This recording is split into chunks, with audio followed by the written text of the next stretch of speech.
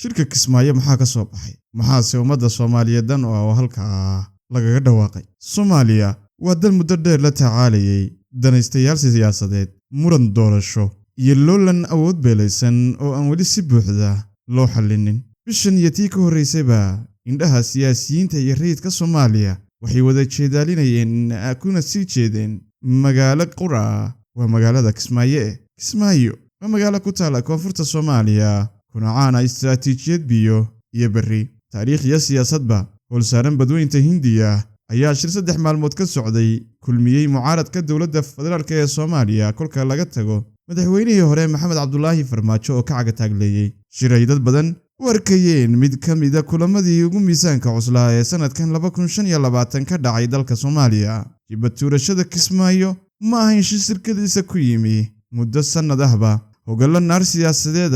ayaa ka coranayay cirkan isku sii shareerayay Soomaaliya gaar ahaan arrimaha la xiriira hanaanka doorashooyinka dalka iyo farafareynta ku meel gaarka ahayd ee lagu sameeyay wax ka beddelka dastuurka dalka dawladda Soomaaliya waxay ku adkeysanaysaa higlinta doorasho qof iyo cod halka mucaaradku ay sheegayaan inaanay jirin waqti amni iyo heshiis siyaasadeed oo ku filan si taa looga gungaadho xubno ka tirsan madasha sameeyay xibxinta iyo madaxweynayaasha Jubbaland iyo Puntland ayaa go'aansaday inay Kismaayo ku yeeshaan shir ay ku midaysan yihiin oo daba socday mid ka dhacay Nairobi nimankan oo shirka Nairobi kula baxay magaca golaha mustaqbalka Soomaaliya ayaa mar kale Kismaayo isku arkay 3 maalmood oo xiriir ah waxa dhexdooda ka holcayay dood adag oo laga akhristay midnimo la'aanta dhexdooda taas oo ugu dambeynna meesha ka saartay inay ku heshiiyaan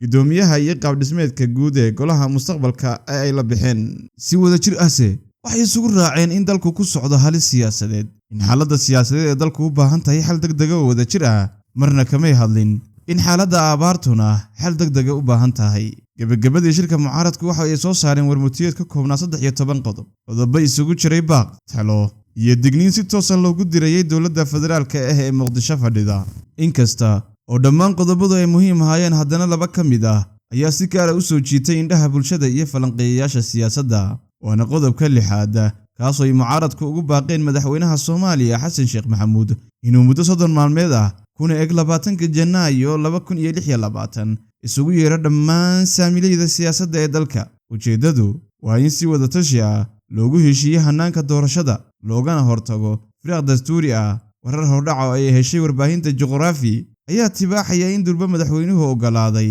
inuu la hadlo mucaaradka lagana fakarayo in dhuusamareeb loo doorto halka ay mucaaradka iyo Xasan Sheekh ku kulmi doonaan qodob kale oo asna hadal hayn dhaliyay waxa uu ahaa qodobka 7 kaas oo mucaaradku ku sheegeen in haddii madaxweynuhu ka dhagaadayga baaqaasi ay iyagu qaadi doonaan tillaabooyin u gaar ah oo ay ku doonayaan in dalka ay ku badbaadiyaan kagana badbaadiyaan qalalaasa siyaasadeed amni iyo khatar argagixiso ilaa hadda dawladda federaalka ee Soomaaliya kama aysan bixin jawaab rasmi ah warmutiyeedkii Kismaayo ka soo baxay si kastaba ha ahaatee madaxweynaha oo ka hadlayay Muqdisho intii uu shirku socday wuxuu shaki geliyay ujeedka mucaaradka isagoo sheegay inay mar walba diidan yihiin talo kasta oo isbeddel ah balse aanay soo bandhigi karin aragti cad oo beddel u noqon karta amida dawladda Soomaaliya shirka Kismaayo ku soo idlaaday waa calaamad muujinaysa heerka xasaasiga ah ee siyaasadda Soomaaliya ay marayso wuxuu banyaal ka dhigayaa in khilaafku aanu ahayn mid hal dhinac ah balse uu yahay arrin u baahan wada hadal qaran su'aasha aan ku soo koobaya tabintaydu waa ma isku raaci doonaan Soomaalida wada hadal ma la imaan doonaan tanaasul mise waxay u durbaantumanayaan soo afjiridda jamhuuriyadda saddexaad ee cartan lagu dhisay 2000